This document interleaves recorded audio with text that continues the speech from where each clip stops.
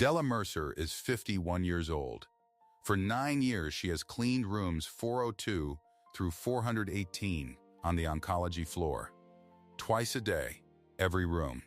And since March, with $11 of her own money, she has been buying grocery store carnations. Not for herself. For the 4 windowsills on her hall that stay empty week after week, because nobody comes. She never told a soul. She just did it. Then one Sunday night, at 10 minutes to 9, she stood in the doorway of a flower shop and watched a man dump 40 arrangements into a garbage bin, 2 blocks from a 400-bed hospital. And she asked him something so small, it should have been nothing. "Could I take the flowers you throw out on Sunday night?" The next morning, there was a bucket waiting at her bus stop. Fresh. No note. And I'm not going to tell you yet who left it or why he changed everything. If you believe it's never too late for the heart, this story is for you. Before we go on, do me one small thing. Subscribe, and tell me in the comments what city you're watching from. I want to see how far this bus route travels. Now, let me take you back to the beginning. The oncology floor at Bracken is quiet in a particular way. It isn't the quiet of an empty building, it's the quiet of people trying not to disturb something. Della learned that quiet in her first week, and she has moved through it for 9 years now, pushing a cart with one bad wheel that she has never asked anyone to fix. She starts at 6. Rooms 402 through 418. That's her hall. She knows things about that hall that don't fit on any chart. She knows which patients have a chair pulled close to the bed, warm from a body, and which patients have a chair that sits square against the wall, cold, untouched from the morning she straightened it. She knows because she is the one who empties the water pitcher. And a pitcher tells you everything. A pitcher that's low is a pitcher somebody's been pouring from. A daughter, a husband, a friend who keeps refilling the little cup so the person in the bed will drink. A pitcher that's still full at the end of the day, sweating, the ice long melted, is a pitcher nobody touched. Because nobody was there to say, "Here, have a sip." Della empties a lot of full pitchers. She doesn't talk about it. If you asked her what she does, she'd say, "I clean rooms." She believes that all the way down. She thinks she's furniture. She thinks the reason nobody looks at her is that there's nothing about her to look at. She has it exactly backwards, but nobody has ever told her. So how would she know? In March, it was room 410. A woman, older, thin as paper, 7 days, and not one visitor. Della checked the little whiteboard by the door every shift, the one where families write their names and cell numbers. It stayed blank, the windowsill stayed bare. And one afternoon, Della caught the woman looking at the window. Just the glass. The parking garage across the way. Nothing to see. So on her way home, Della stopped at the grocery store. $11. A bunch of carnations, the pink kind wrapped in that crinkly plastic. She carried them back the next morning like she was smuggling something. Set them on the sill in a paper cup she filled at the sink. Didn't say who they were from. Just, "Somebody thought of you." The woman cried, quietly the way you cry when you've been holding it a long time. Della folded the receipt and put it in her coat pocket. She doesn't know why she kept it. She just did. And she kept doing it. $11 every week, sometimes twice a week, spread across whichever windowsills on her hall, had gone dark. 4 of them, most weeks. She has a coat pocket full of folded receipts now. She never turned them in. Who would she turn them into? There's no form for this. That's the woman we're talking about. I need you to love her before anything else happens. Because what happens next only matters if you understand that she was already doing the good thing, alone, on her own dime, for months before a single other person knew. Now, the flower shop. Colla's Flowers sits on the corner of Fayette and Ann, 2 blocks down and 1 over from Bracken's main entrance. It's been there since the 60s. Peter Colla's father opened it. Peter runs it now, and Peter is 56, and Peter has been mostly closed inside himself since 2019, though he'd never put it that way. He'd tell you business is fine. He'd tell you he's just tired. Here's a thing about a flower shop that people don't think about. Flowers die. Not slowly, not on your kitchen table. In a shop, on a schedule. A cooler full of arrangements that didn't sell by the weekend is a cooler full of garbage by Sunday night. Peter empties it himself, after close, every Sunday. Roses, lilies, big showy things somebody ordered for an event that ended, or never came in for at all. 40, 50 arrangements a week. Into the dumpster out back. He'd done it 1,000 times. It stopped meaning anything to him a long time ago. Flowers came in, flowers went out. Some of them went in the trash. That's the business. Della had seen it before. Walking to catch the late bus after a covered shift, past the alley. She'd seen the light on, and the man carrying armloads of color to the bin. And every time, something in her chest pulled tight. Because she'd just come from a hall with 4 bare windowsills. And here was a river of flowers going in the garbage, 2 blocks away. For weeks, she said nothing. She's not the kind of woman who asks men in alleys for things. She's the kind of woman who keeps her head down and her cart moving. Invisible by nature, she'd tell you. Not by design, by nature. But the pull got to be too much. It was a Sunday. 10 minutes to 9. The bus wasn't for 20 minutes. The shop's back door stood open, warm yellow light spilling into the cold, and Peter Colla was carrying a spray of white lilies to the dumpster, like they weighed nothing. Like they were nothing. Della stopped at the mouth of the alley. Her heart was going hard. She had rehearsed it on the walk over, and now every word she'd rehearsed was gone. "Excuse me," she said. He turned, saw a woman in a gray coat, hospital badge still clipped to the pocket, holding a plastic grocery bag. He didn't say anything, just waited, the lilies still in his arms. She made herself do it. "Could I take the flowers you throw out on Sunday night?" She said it plain. Nothing withheld. No story around it to soften it, because she didn't have one ready. Just the question, laid out on the cold air between them. He looked at her. Then at the lilies. Then at the dumpster, where a week's worth of arrangements were already piled, petals bruising against the metal. "You want these," he said. Not unkind, just trying to understand. "I work up at Bracken," she said. "Oncology, there are patients on my hall who don't get visitors. Some of them go a whole week, and nobody comes. Their windowsills are just empty," she swallowed.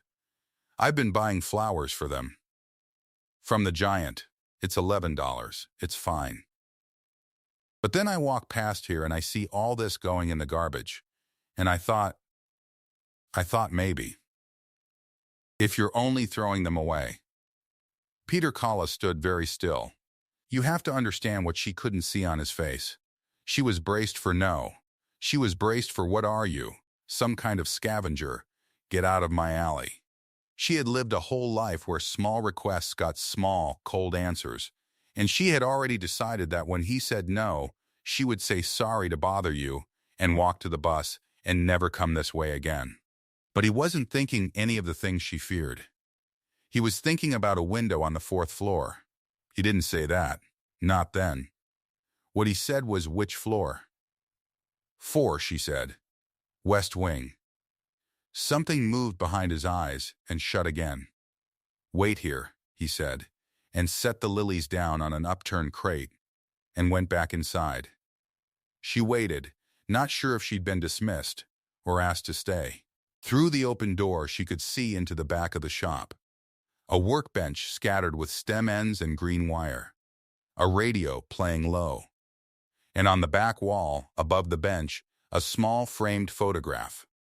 A woman, laughing, a little out of focus. Under it, a card, hand-lettered. Della was too far to read it clearly. She could just make out 3 words, in memory, and a name she couldn't catch, and then "our light." She looked away fast. It felt like reading someone's mail. Peter came back with a ring of keys and did the strangest thing. He started to hold one out to her, a small brass key, worn, and then stopped himself, his hand hanging in the air between them. "This opens the side gate," he said. "The bin's right there. Sundays after 9, it's all." He stopped, looked at the key in his own hand like he wasn't sure how it had gotten there. "No," he said, quietly, more to himself than to her. "No, that's not right." He put the key back in his pocket. Della felt her face go hot. There it was. It had just taken the long way around. "That's okay," she said quickly. "I understand. I shouldn't have. You misunderstand me," he said. And then he didn't explain, because explaining feelings was not a thing Peter Colla did. He just looked at her, and looked at the dumpster, and something in him was working out a problem, and she could see the problem solving, but not the reason under it. "Go catch your bus," he said finally. "It's cold." "I'm sorry," she said. "Don't be." He picked the lilies back up. "Go on. You'll miss it." And that was it. She walked to the corner. The bus came. She rode home with her forehead against the cold glass, replaying it, deciding she'd made a fool of herself, deciding she'd buy her carnations at the Giant like always, and stop walking past that alley. She did not know that a nurse had passed her in the hospital lobby that same afternoon, watched her carry a paper cup of pink carnations toward the elevators, and said, half to herself, "You know we can't have live flowers up on the unit, right? Infection control. Immunocompromised patients." And Della had said, "It's just for the common windowsill, by the family lounge." And the nurse had shrugged and let it go, because the family lounge wasn't a patient room, and because everybody on that floor liked Della, and because it was only carnations. Neither of them thought about it again. But I want you to remember it. A nurse, a shrug, a rule about live flowers on the 4th floor. Tuck it away. It comes back. Monday morning. 6 a.m. Caroline Street. Della's bus stop is a galvanized shelter with a bench and a cracked plastic roof, 3 blocks from her building. In the winter dark, she stands under it with her thermos and waits for the number 22. Same as every day for 9 years. Except this Monday, there was a bucket at the stop. A galvanized bucket, the kind you'd fill with ice for a party. It sat under the shelter, right against the bench leg, and it was full of water, and standing in the water were flowers. Fresh flowers, not dumpster flowers, not bruised weekend leftovers. Fresh cut stems, tight and green, roses and something white, and a spray of little blue ones, cut short and even, no wrapping, no card. Della stopped a few feet away and stared at it. Her first thought was that it belonged to someone. A delivery driver had set it down and would be right back. She looked up and down the empty street. Nobody, just the streetlight buzzing and her own breath fogging. Her second thought, and this one made her stomach drop, was that it was a trap. That the flower man had figured out who she was, had left this here to catch her taking it. To prove she was exactly the scavenger she was afraid she was. She almost walked past it. But a woman came into the shelter then, a stranger, a home health aide in scrubs, and a puffy coat, cradling a coffee. She glanced at Della, and glanced at the bucket, and said, easy as anything, "Long route this morning?" Della didn't understand. The woman nodded at the flowers. "You delivering?" "My mother did that for years. Cold work in the winter."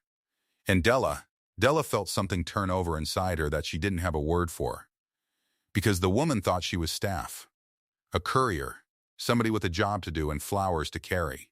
Not a woman scavenging in an alley. Not somebody's charity case. A professional, standing at a bus stop with her delivery. Waiting for the bus like anyone else. The dumpster had made her a scavenger. This bucket made her staff. Same flowers, near enough. Completely different woman holding them. Something like that, Della heard herself say. The bus came. She picked up the bucket. It was heavy, the water sloshing, and carried it on. The driver didn't blink. Passengers made room. And when she got to Bracken and walked through the lobby with a galvanized bucket of fresh flowers, nobody stopped her. Nobody frowned. Because a woman carrying flowers with purpose is the most invisible thing in a hospital. She's a delivery. She belongs. She filled 4 paper cups at the 4th-floor sink and set fresh flowers on 4 bare windowsills, real ones this time. And she stood in the hall for a second afterward, and she didn't feel like furniture. There was no note in the bucket. She looked.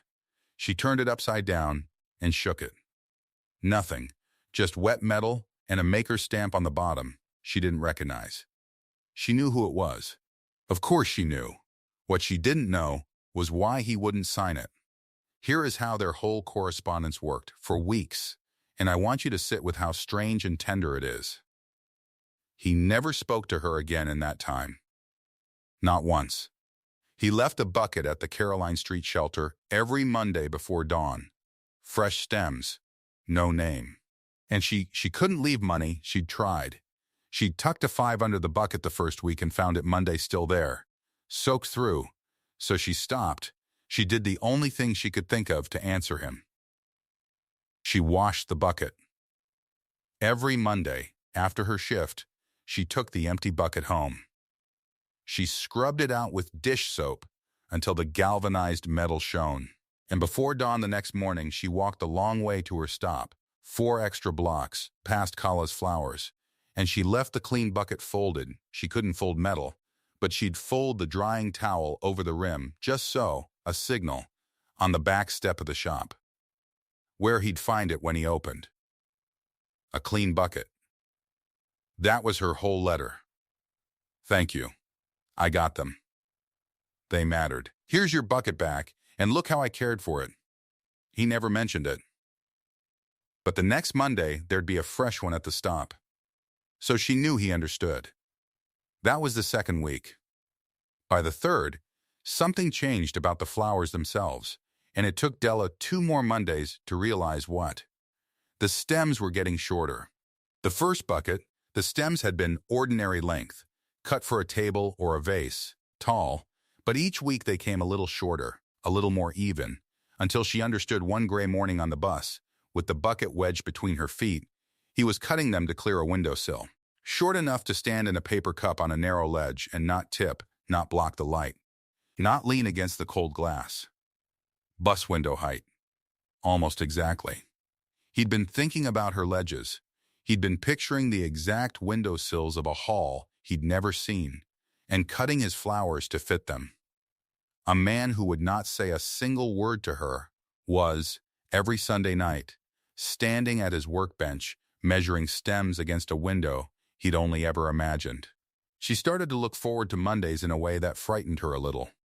Then came the week room 410 lost her patient. It was an old man that time. He'd been in 410 for 9 days. 2 visitors the whole stay. A nephew who came once and stood by the door like he had a train to catch. Della had been putting fresh flowers on his sill every Monday. She'd talked to him a little while she wiped down the tray table. He didn't say much. But he watched the flowers. He died on a Thursday. Della came in Friday, and the room was stripped, the bed remade, the whiteboard wiped clean, the windowsill bare, the paper cup and its flowers gone to the trash by someone who didn't know they meant anything. She didn't cry. She's not a crier at work. She emptied the pitcher, full of course sweating, untouched, and she moved on to 412. But that next Monday, when the bucket was empty and washed, and she was carrying it back to leave on the shop step, she stopped. And she took one stem out of her coat, a single white one she'd saved back. She wasn't even sure why. And she stood it up in the empty bucket. Alone, 1 flower in an empty bucket, on his back step, in the dark. She didn't leave a note. She couldn't have explained it if she'd tried. It just felt like the only true thing. 1 flower, standing by itself, for a man who'd stood by himself. She worried the whole shift he wouldn't understand, that he'd think she was returning a flower, complaining, giving one back. He understood. Because the next Monday's bucket, she always counted, held 1 fewer arrangement than her 4 windowsills needed. 3, not 4. And she stood at the shelter in the dark and understood that he'd counted too. That somewhere he was keeping the same tally she was. That when a sill went dark on her hall, it went dark in his cooler too. He'd read her 1 white flower, and answered it by leaving a space. Their whole language was buckets and counts and the length of a stem. Neither of them had said a word. Now, while all this was happening in the dark, on the back step, at the bus shelter, inside the shop, in daylight, on paper, a problem was quietly forming. And it had a name. And the name was Nora. Nora Colla is 28. She's Peter's daughter, and she runs the shop's books. Because someone has to, and Peter would rather cut stems than open a spreadsheet. She's the one who reconciles the cut flower log against the sales. Flowers in, flowers sold, flowers wasted. It's supposed to balance, more or less. For a while it did. Then it stopped. Every Sunday, going back weeks now, there was a cut she couldn't account for. A small standing order's worth of stems, pulled from inventory, logged as waste, dumped, the sheet said, except the numbers didn't read like waste. Waste is random. This was regular. Same rough count, same day, same handful of varieties, cut short, week after week after week. Roses, Lysianthus, a little cluster of muscari. Consistent as a subscription. It wasn't on the sales side. Nobody was paying for it. But it wasn't really waste either, because waste doesn't repeat itself to the stem. Nora sat at the counter one afternoon with the log open and her pen tapping and did the thing accountants do, which is trust the pattern over the label. Somebody at this shop had a standing weekly order that wasn't on the books. Free flowers, cut short, going out the back every Sunday night to somewhere they weren't being paid for. She thought about theft first and felt bad for thinking it, and then dismissed it. Because who steals flowers on a schedule and logs it themselves? Then she thought about her father. The way he'd been, lately, a little lighter. He'd started whistling at the bench again, the old radio tunes, the way he used to before her mother got sick. She'd noticed and not said anything, afraid to jinx it. And here in the log was a standing Sunday cut, unpaid, unexplained, in his handwriting.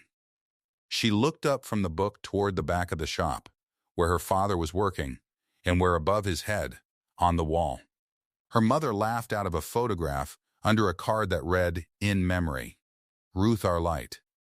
"Dad," Nora called, keeping her voice light, "what's the Sunday cut for?" "The roses and the little blue ones. It's not showing a sale." At the bench, the whistling stopped. Peter didn't turn around. His hands went still on the stems. For a moment, the only sound was the low radio and the cooler's hum. "It's a standing order," he said. "For who?" And Della, 3 blocks away at that exact hour, was scrubbing out a galvanized bucket at her kitchen sink, drying it, folding the towel over the rim, with no idea that her name had just become a question, hanging in the air of a flower shop, waiting for a man who never explained anything to decide, for the first time, whether he was going to. Peter set down the stems. He turned slowly, the way he did when he was choosing words rather than finding them, and Nora recognized the deliberateness of it and closed the log without being asked, because some conversations need a smaller room. "It's for the oncology floor," he said. "At Bracken." Nora waited. "There's a woman. She works there.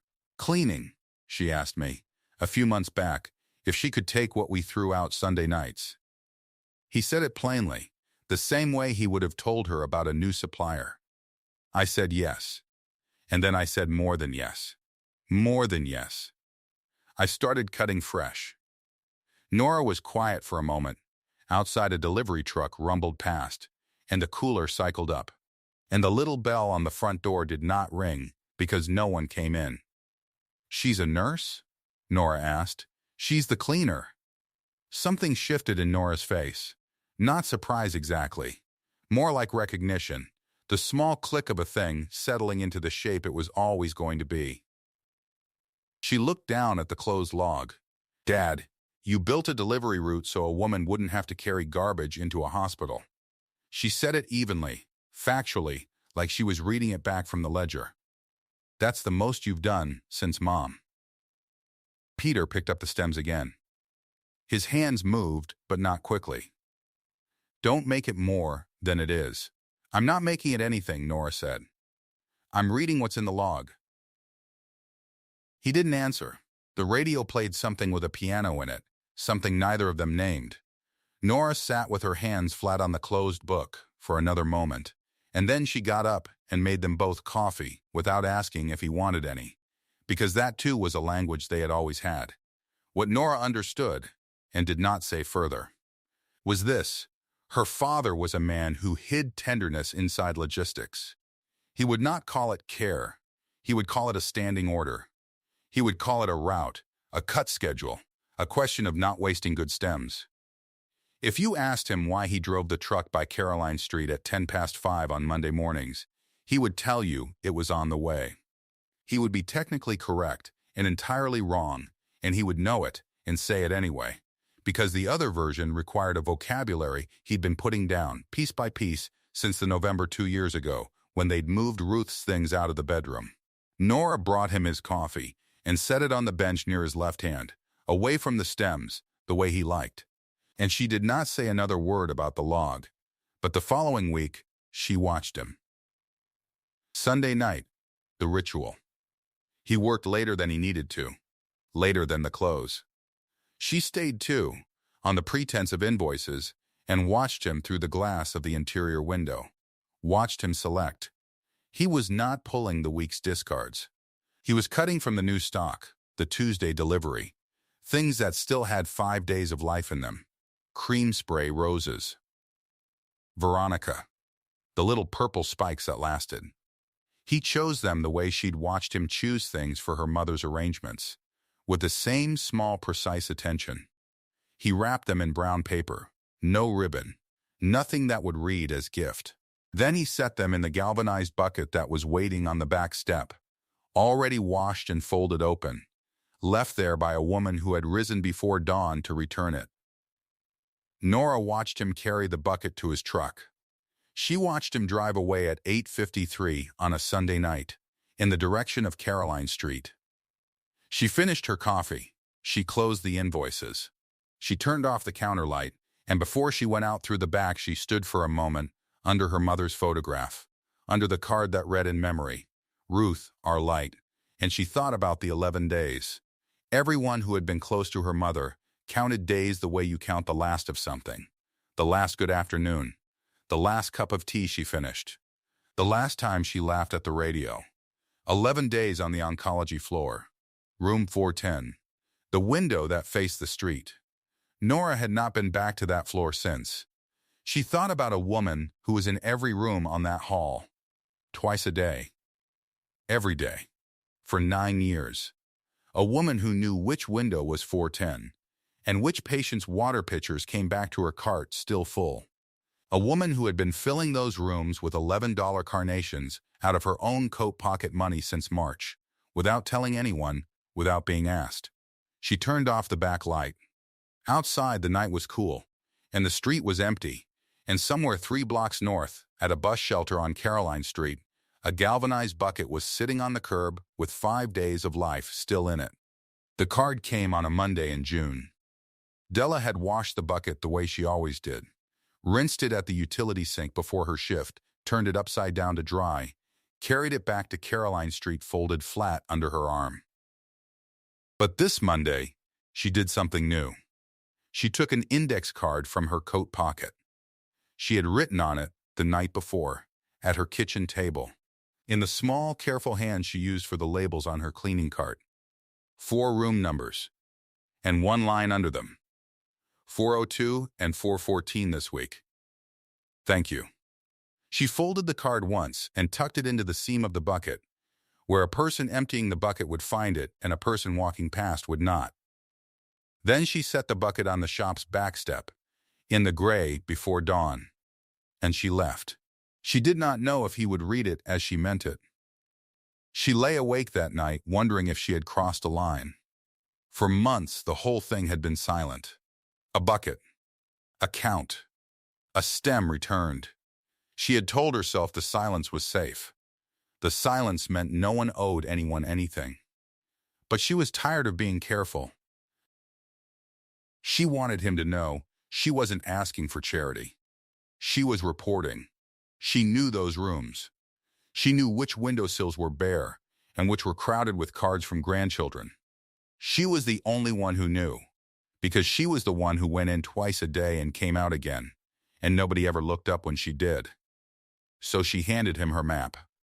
Peter found the card at 6 that morning. He read it standing on his own back step, with his reading glasses pushed up on his forehead, and then pulled down. He read it twice.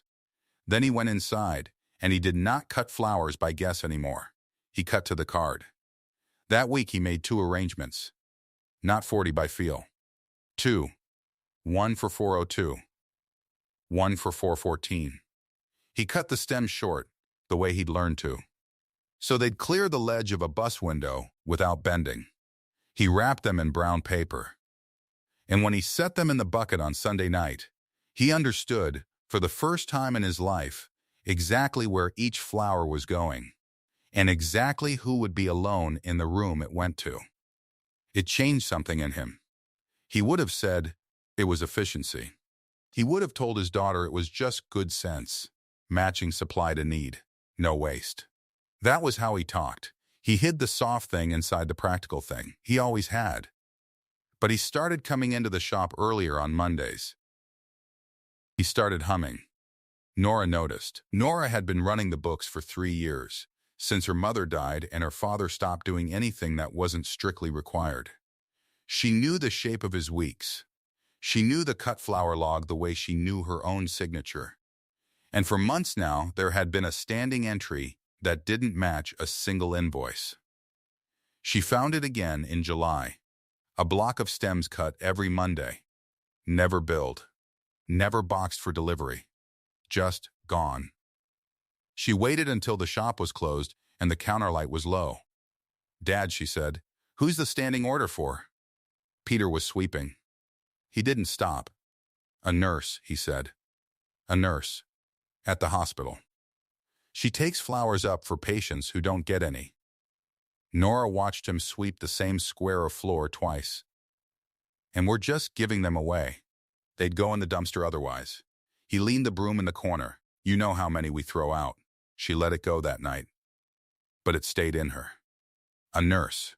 Her father, who had not driven anywhere on a Sunday night in 4 years, driving somewhere every Sunday night, cutting stems short for a reason he wouldn't name. It was August before she learned the truth, and she didn't learn it from him. She learned it from the woman herself. Nora had gone to return a delivery van to the lot near the hospital, and she'd stopped at the bus shelter on Caroline Street because she recognized the bucket. Their bucket. Galvanized, dented on one side, the handle wrapped in a strip of gray tape her father had put there years ago. And standing beside it in the early dark was a woman in a hospital uniform, 50 or so, tired around the eyes, holding 2 paper-wrapped bunches like they were sleeping children. "That's my father's bucket," Nora said. The woman went still, the way a person goes still when they've been caught at something. "He leaves it here," the woman said. "For the patients." "I'm not. I don't sell them. I bring them up to the floor. You're the nurse." The woman almost laughed. It wasn't quite a laugh. "I'm not a nurse," she said. "I clean. I've cleaned that oncology floor for 9 years. Rooms 402 to 418. She looked down at the flowers. "Your father's been very kind." Nora stood there in the gray light and did the arithmetic her father had hidden from her. The Sunday drives. The short stems. The count that matched no invoice. A cleaner, not a nurse. A woman who mopped the floor where her mother had died and who had been quietly filling the empty rooms with flowers out of her own pocket. And her father had found out, and instead of saying a single feeling out loud, he had built her a supply chain. That was the most her father had done since the funeral. She told him so that night. "Dad," she said, "I met her. At the bus stop. She's not a nurse. She's the cleaner." Peter didn't look up from the ledger. "I know what she is," he said. "Do you know what you did?" Nora's voice cracked, and she hated that it cracked. "You built a delivery route so a woman wouldn't have to carry garbage into a hospital. That's the most you've done since Mom." He put the pen down. He didn't argue. He didn't explain. He looked at the back wall, at the small framed photograph of a laughing woman and the card beneath it, and he didn't say anything at all, which for Peter Colla was the loudest thing he could have said. Here is the part nobody on that floor understood, because nobody had ever thought to ask. Della was never asking for flowers. Think about what she actually knew. She was in every room, twice a day, every day. She emptied the water pitchers that came back full because no one had helped the patient drink. She straightened the chairs that no visitor had sat in. She saw the whiteboards with no names in the family column. She saw which windowsills stayed bare for a week, 2 weeks, however long a person had. She knew, better than the nurses who rotated shifts and the doctors who came for 10 minutes and the social workers with 40 cases, exactly which human beings on that hall were going through the worst thing that would ever happen to them completely alone. She held the only complete map of loneliness on that floor. And no system collected it. There was no form for it. No chart tracked which patients had no one. The hospital measured infection rates and bed turnover and medication times, and it did not measure the thing Della could have told you in 10 seconds standing at her cart, because it had never occurred to anyone to ask the woman with the mop. When she stood in Peter's doorway in March and asked for his thrown-away flowers, she wasn't begging. She was a professional acting on her data. She had the map, and the map said 4 windowsills were bare, and she was trying to do something about it with $11 and no permission. Peter was the first person in 9 years who answered her like that was real work. He didn't give her a handout. He built her a route. He treated her request as a request from a colleague, a person with information he didn't have, filling a need he couldn't see. That was the whole thing. That was what melted, quietly, on both ends of a bus line. Not pity. Recognition. It lasted until October when the audit came. Infection control ran a sweep of the oncology unit, a real one. Clipboards and swabs, and a list of every item in every room. And on a floor where live plants and cut flowers are a genuine risk to people whose immune systems are on the floor, the auditor found fresh carnations on 4 windowsills with no log source. No vendor. No screening. No paperwork. They traced it fast. A bucket at a bus shelter. An employee carrying unscreened flowers up the service elevator. A donation that existed nowhere in any record. The order came down on a Wednesday. It was not cruel, it was just policy. And the policy was right. Flowers can carry mold, bacteria, things that kill a person with no white cells left. Della had spent 9 years keeping that floor clean, precisely to protect those patients. She understood the rule better than the person enforcing it. So she complied. She washed the last bucket. She dried it. She folded it flat. And she did not carry it to Caroline Street the next Monday. And she did not tell Peter why, because she couldn't stand to. The Mondays went dark. Peter stood in his shop that first dark Monday, with 2 arrangements cut short to bus window height and nowhere to send them. He waited 3 weeks. He drove past the bus shelter twice and saw no bucket, and saw her, once in the crowd at the stop, not looking at him. Her face closed the way a door is closed. In November, he stopped waiting. He parked his truck a block down, and he walked up to the shelter in the cold, and he stood next to her, and he said her name. Della. She looked at the street. I know, she said. It's the flowers. I should have told you. It's a real rule. I'm not going to break a rule that keeps those people safe. Her voice was steady, and that was worse than if it had shaken. It was a nice thing. It's over. That's all right, it's not over. Peter, I never told you why I started. She looked at him then, 56 years old, coat button wrong, a man who fixed problems so he wouldn't have to feel them, standing at a bus stop in November with his hands in his pockets, because he had finally run out of problems to fix and only had the feeling left. You started because I was buying grocery store carnations, she said. You had extra. It made sense. No, he shook his head. My wife died on your floor. The bus came. She let it go. They both watched it pull away in a cloud of diesel, and neither of them moved. Ruth, he said. 19, she was there 11 days. Room 410. The window faces the street. You know the window. Della knew the window.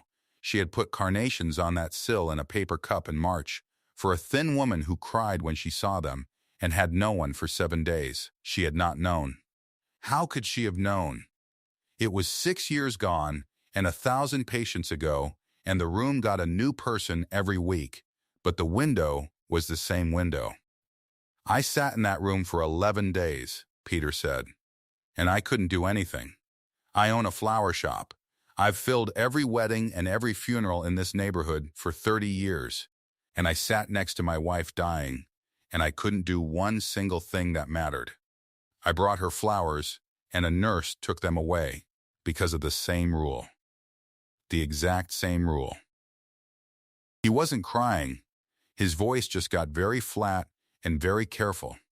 The way a man's voice gets when crying is right there, and he won't allow it. So don't tell me it's the flowers.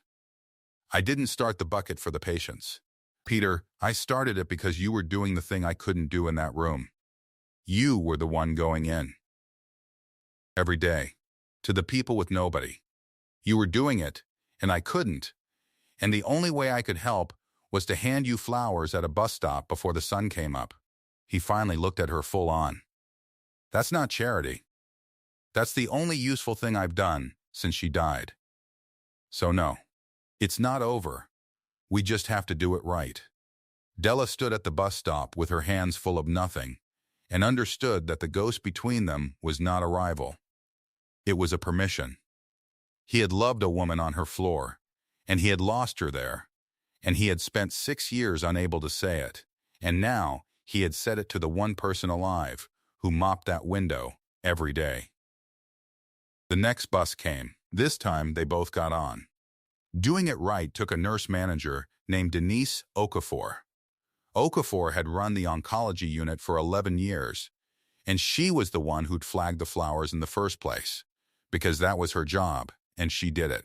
But she had also stood at more bedsides than she could count, and she knew the difference a windowsill could make to a person who had none. She'd seen the carnations for months. She'd said nothing, because a nurse chooses her battles, and a clean floor and a kept patient were not a battle she wanted to pick with the woman who kept them. When Della came to her, ready to lose it all, Okafor didn't shut the door. She looked for the window.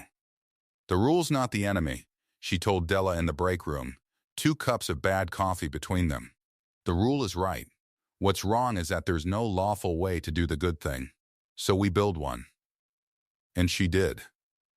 It took her a month of forms and a meeting with the volunteer office and a call to the infection control committee, but she built it.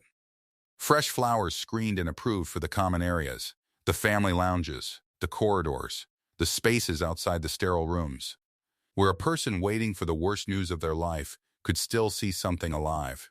Silk arrangements, cleared for the rooms themselves. A logged donation path, routed properly through the volunteer office, every stem accounted for. And a coordinator. Someone who would know which rooms were empty and which patients had no one, and would direct the flowers accordingly. Okafor wrote the name on the form herself. Della Mercer. You've been doing the coordinator's job for free since March, Okafor told her. Might as well have the title. They honored the policy. They kept the patients safe. And the swap survived. Not as a secret, not as a bucket smuggled up a service elevator, but as a program on the hospital's own books. Peter's shop became the screened logged vendor. Della became the person the whole thing routed through, because she was the person who knew. The system finally asked the woman with the mop. In the spring, the hospital held a small volunteer breakfast. Folding chairs in the cafeteria. Coffee from an urn. Danish on paper plates. Nothing grand. But there was a lectern, and there was a printed program, and halfway down the program was a new line. The Patient Comfort Protocol. Oncology. Della sat near the back in her environmental services uniform. She had almost not come. Nora had made her come, had shown up at her apartment with a pressed blouse and said, "You're going," and driven her. Peter was there. Nora was there, and at a table near the front sat a man in a good suit from the Bracken Hospital Foundation, who had, 3 months earlier, proposed a solution to the flower problem. A line item: $2,400 a year for a contracted arrangement service, requisitioned through a vendor form, approved quarterly. A budget. A form. The correct bloodless channel. He watched now as Denise Okafor stood at the lectern and read the new protocol aloud. She read the clinical parts plainly. The screening. The approved areas. The donation path. And then she came to the last line, and she slowed down, and she read it the way you read something you mean. This protocol exists, Okafor said, because of the person on this floor who has always known which rooms are empty. The sentence hung in the cafeteria. Which rooms are empty? A few people looked around, not sure who she meant. It was not a doctor. It was not a foundation. It was not a budget. For 9 years, Okafor said, one member of our staff has been in every room on that hall, twice a day, and she is the only one who ever kept track of which of our patients were going through this alone. No chart tracked it. No system asked. She just knew, and she did something about it with her own money, quietly, until we were smart enough to catch up to her. Our new patient comfort coordinator, Della Mercer. Della stood up because Nora pulled her up, and the room applauded. The nurses, the volunteers, the aides, the foundation man in his good suit applauded a woman in a cleaner's uniform who had never once in 9 years been named out loud in a room like this. The foundation man clapped too. He had come with a budget and a form, and he sat and watched the whole hospital stand up for a bucket instead. His $2,400 stayed in a drawer, unsigned, and it stayed there, because the working thing had turned out to be a florist, a bus stop, and the woman who mopped the floors. Peter was asked to say a word. He hated it. He stood at the front with 40 people watching, and his ears went red, and he opened his mouth twice before anything came out. He was a man who could arrange 1,000 flowers, and not one sentence. What he finally said was 5 words. She asked.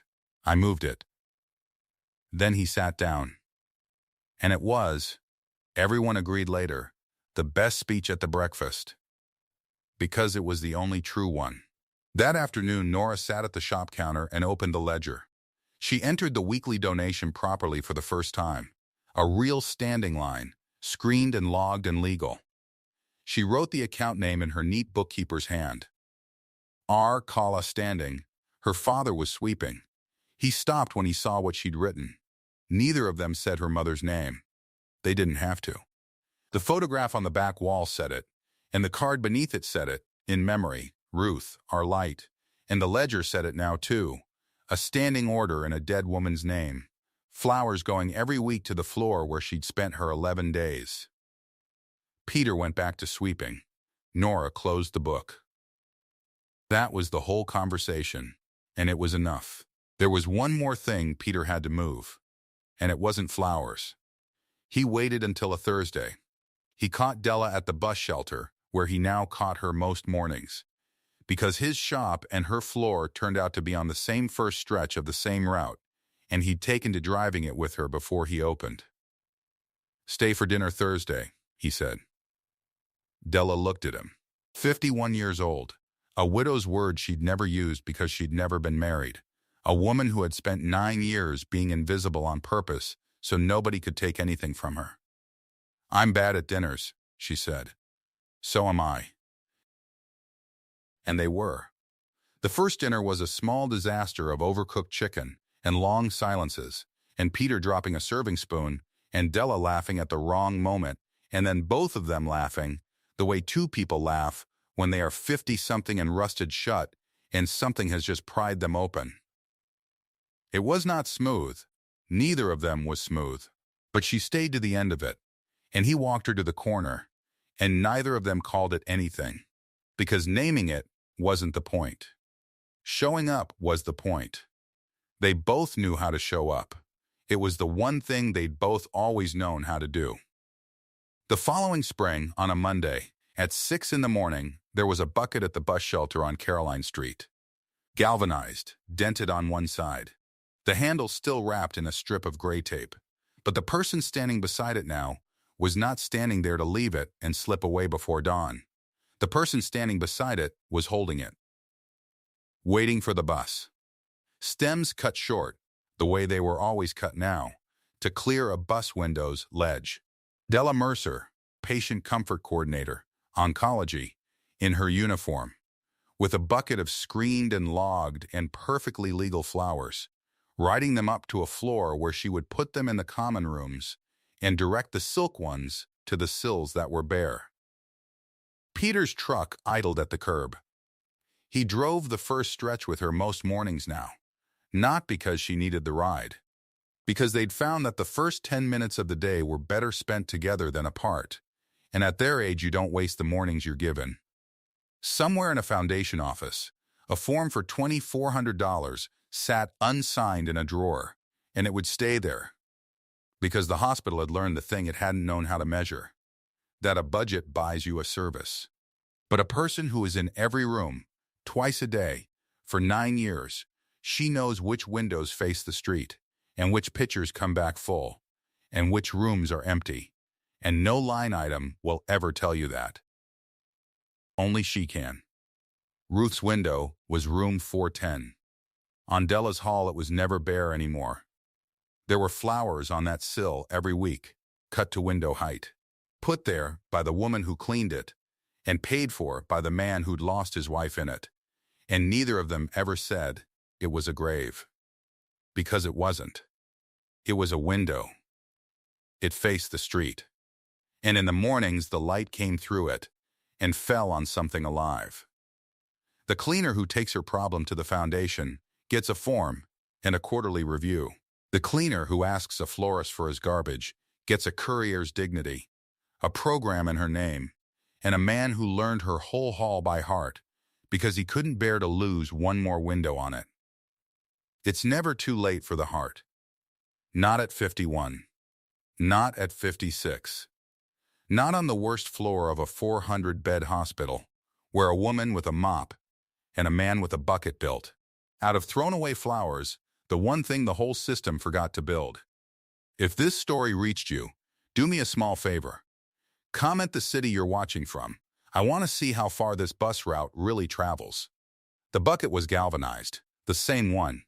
She had washed it so many times the original patina was gone on one side, rubbed down to bright silver at the rim where she gripped it.